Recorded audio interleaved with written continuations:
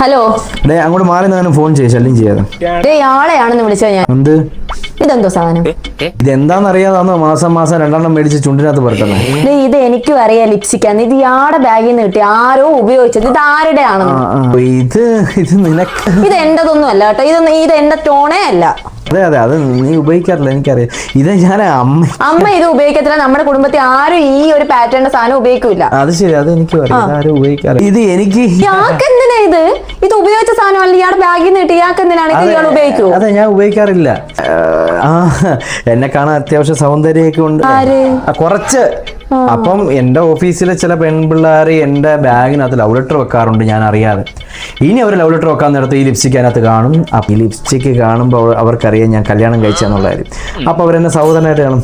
എടി, ഇത് അതിനു വേണ്ടിയാണ് ഞാൻ ചെയ്യുന്നത്, ഇത് നിനക്ക് വേണ്ടിയാണ് ഈ ചെയ്യുന്നത്, അത് മനസ്സിലാക്കുക. നീ നിനക്ക് അറിയത്തില്ലേ? എനിക്ക് വേണ്ടിയാണ്. ഞാൻ ചുമ്മാ ശ്യാമണ്ണ തെറ്റിദ്ധരിച്ചേട്ടോ. ശരി ശരി, കൊണ്ടുവെക്ക്, തിരിച്ചു കൊടുക്കേണ്ടതോ.